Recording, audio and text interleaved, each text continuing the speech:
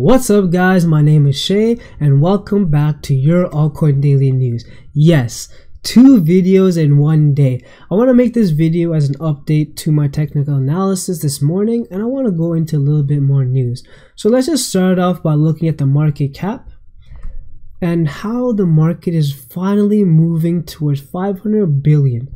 500 billion. We haven't actually seen that number in a while. I believe we haven't touched that since February 1st, so it's been around 2 weeks since we've seen 500 billion, and it's good to see that we're finally getting back, because once we got to that 300 billion, everyone was slightly panicking, everyone was uneasy with what's going on.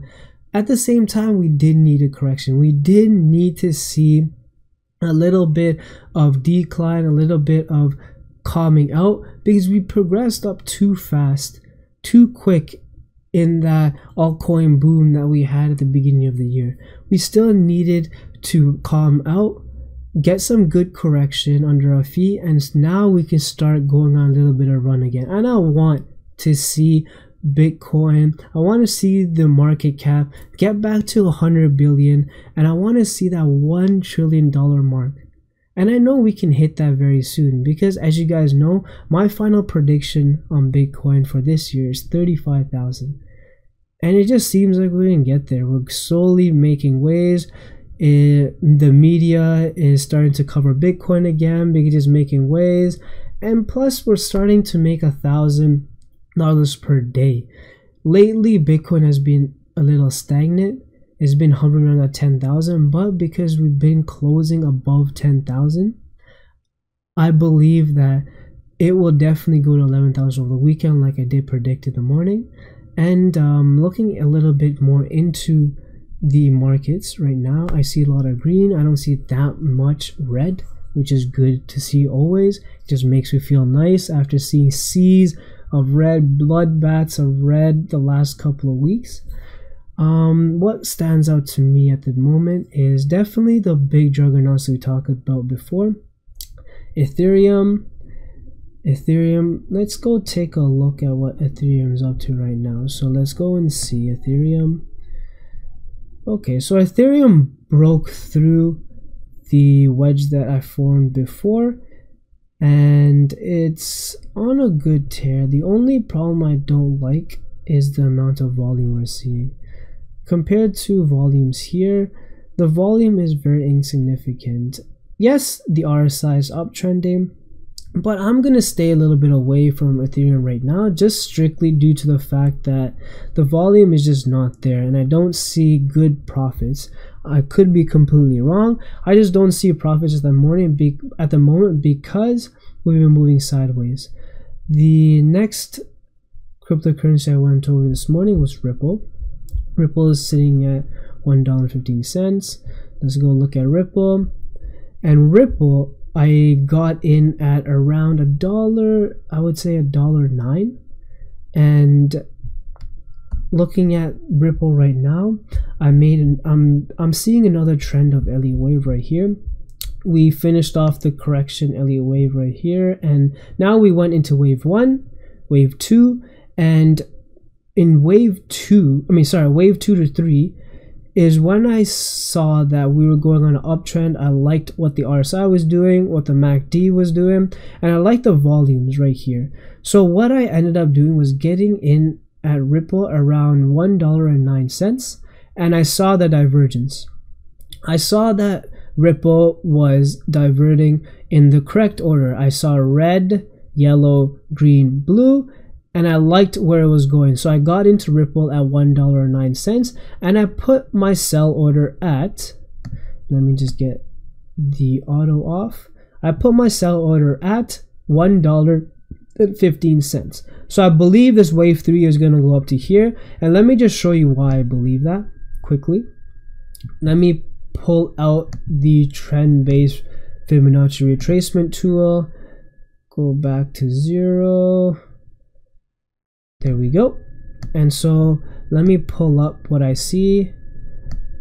So what I'm seeing right now is that wave 3 is going to end up above 1.62, which was one of the rules that we had to support the fact that wave 3 has to be a multiple of wave 1, and I'm believing that wave 3 will end up in this range. We can go and see a higher wave 3, but I'll be happy with being able to buy Ripple at $1.09 and selling it at $1.15. I'll be more than happy.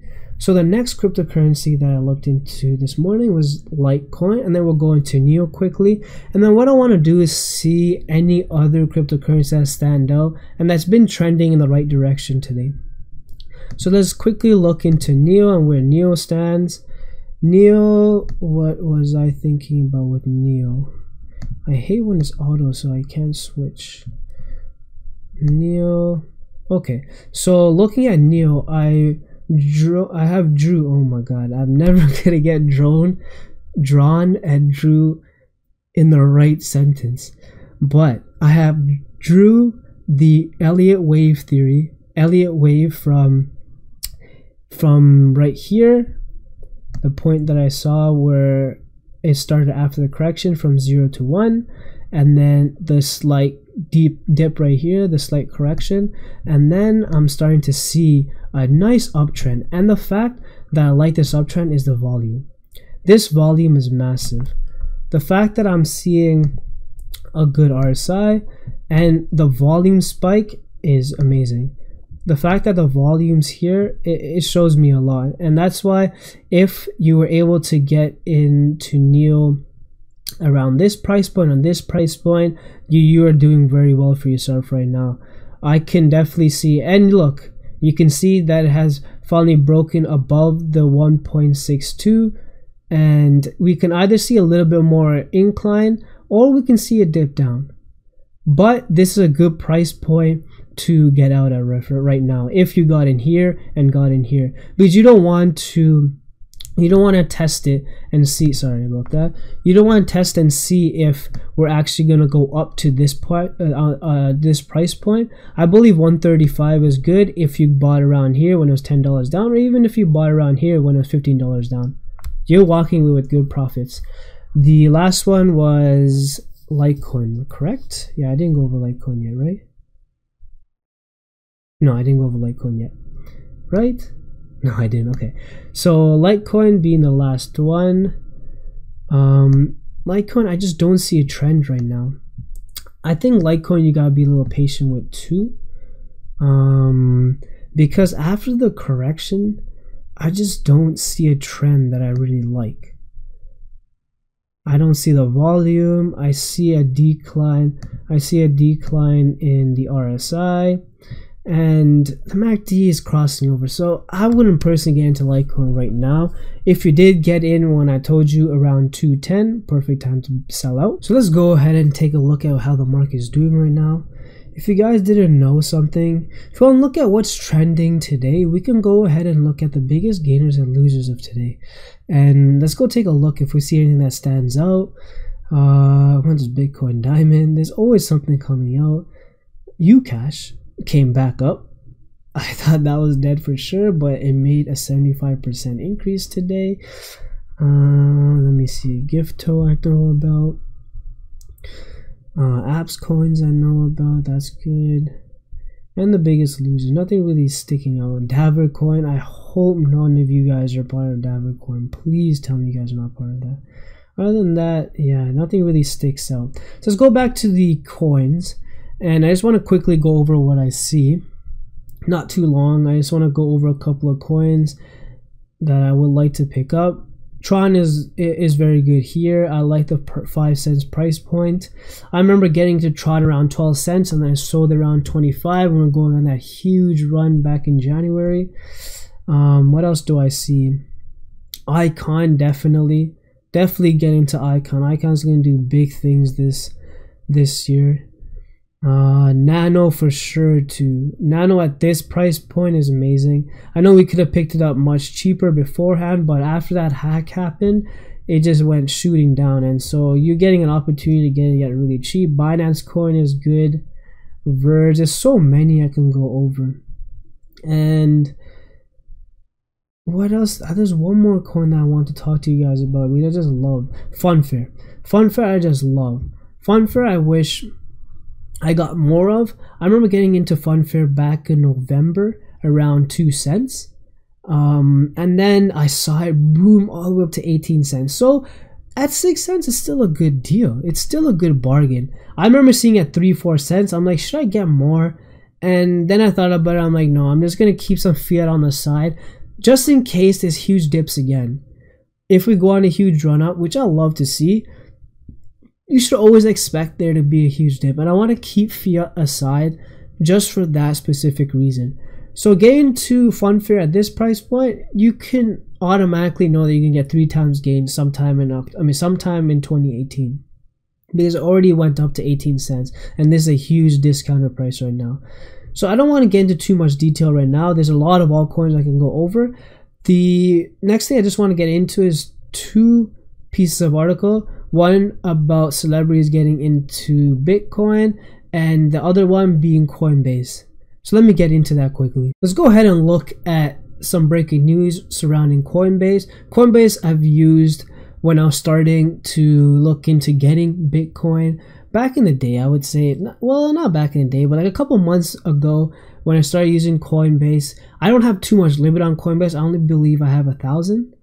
Because I am Canadian, I don't have too much.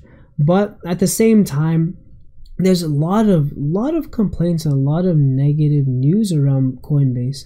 I've never run into any problems, but my American counterparts have always complained about Coinbase. And right here you can see that Visa officially blames cryptocurrency overcharge scandal on Coinbase. If you guys didn't know, Coinbase was overcharging people that bought fractions of Bitcoin, and they were getting 10 times that charge on the credit card bills, and it was really random. And so for example here, some buyers claim they've been charged up to 50 times their intended purchase, which is really weird. And what Coinbase goes on to say is this is related to recent MCC code change by the card networks and card issuers charging additional fees. So by changing the MCC coding, Coinbase is saying that Visa can manipulate the charges outside of Coinbase. So it wasn't Coinbase's fault. So let me just read the 4 tweets that Coinbase put out.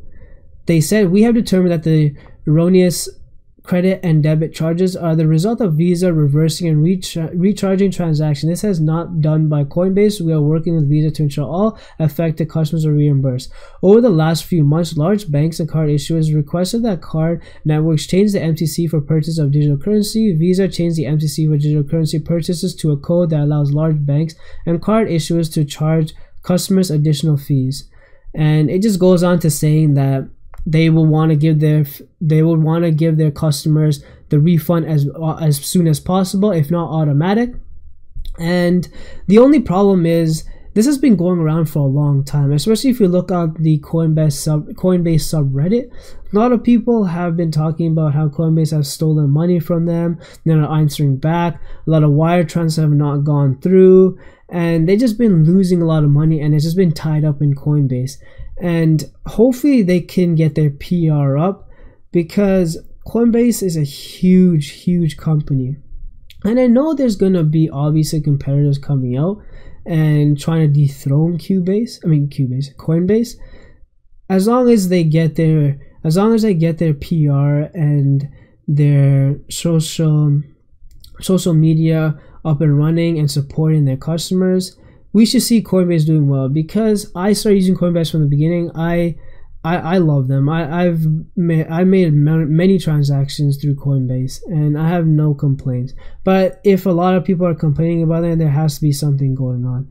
So let me get into the next piece of news, and that's Ellen Degeneres. Ellen Degeneres talking about Bitcoin, and she's down with it. You already know Ellen Degeneres is a comedian. She always has to put a comedic twist to it. You can watch the video right here, and it was just funny how she was talking about Bitcoin. But like we say, any publicity is good publicity. And the fact that mainstream media is getting Bitcoin out there, especially when we're starting to see Bitcoin slowly make its way back up, now we're going to start seeing a lot more FOMOing in, a lot more people looking back into Bitcoin as an investment. Because mainstream media is talking about it again, Ellen's talking about it, Philip DeFranco is talking about blockchain, we're going to start seeing people look at blockchain again, look at Bitcoin again. Bitcoin is gold. Bitcoin is going to be the coin that drives cryptocurrency up. Like the chairman of CFTC said, with no Bitcoin, there's no blockchain.